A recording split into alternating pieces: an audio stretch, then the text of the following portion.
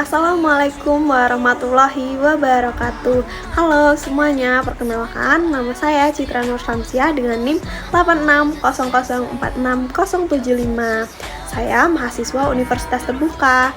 Tujuan saya membuat video ini untuk memenuhi tugas mata kuliah pembelajaran mikro, yaitu praktek mengajar pada tugas 4B. Terima kasih, silakan menyaksikan.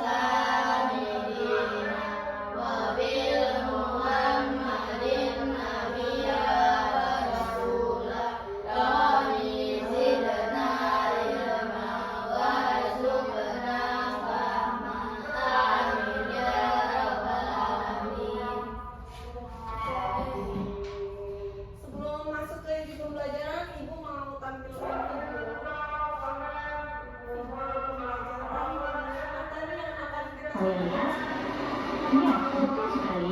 Ini merupakan salah satu bencana alam, yaitu gempa bumi. Lalu, berikutnya ada bencana alam gunung meletus. Kemudian, ada bencana alam, yaitu banjir. Disusul dengan bencana alam, yaitu angin puting beliung. Setelah itu, ada bencana alam tsunami. Lalu yang terakhir, perhatikan video bencana alam berikut. Nah, bencana alam berikut adalah bencana alam tanah longsor. Baik, dari video yang sudah kita lihat bersama-sama, adakah yang bisa memahami apa yang ada dalam video tersebut? Silakan yang kata-kata. Perubahan bumi. Benar, perubahan bumi. Hari ini kita akan belajar tentang perubahan bumi berdasarkan faktor alam dan juga faktor manusia. Ada yang udah tahu sebelumnya? Belum. Baik, Ibu akan menjelaskan ya. Ibu kasih contoh dulu untuk membuka dulu ini materi ini.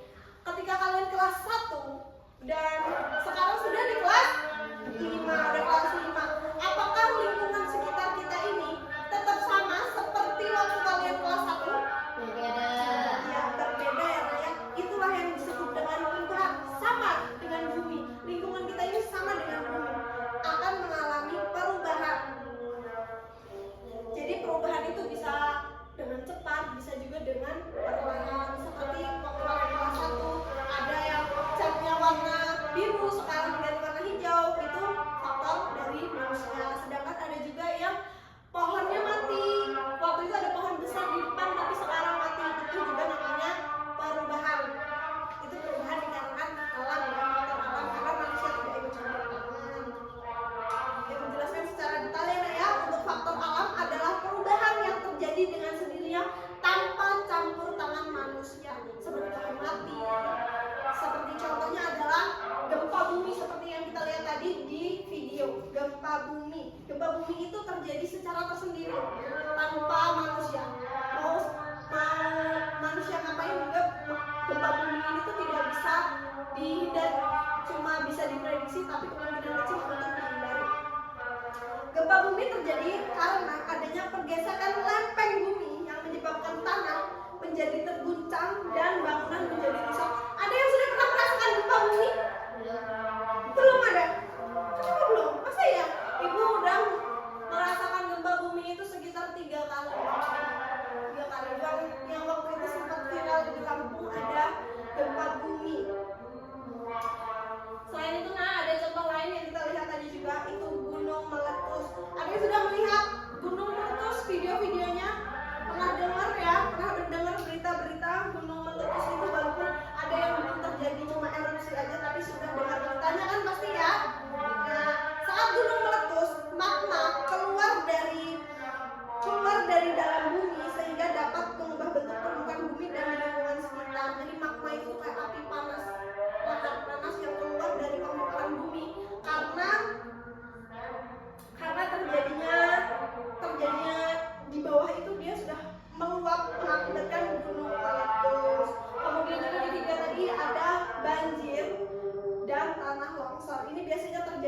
karena hujan deras dalam waktu yang lama. Jadi kekuatan tanah tidak bisa menampung air, mengakibatkan banjir, tanah longsor gitu.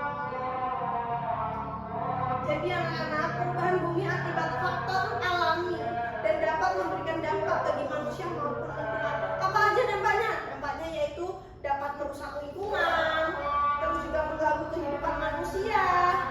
Misalnya gempa bumi. Gempa bumi itu kan memgoyangkan tanah ya, Nak ya.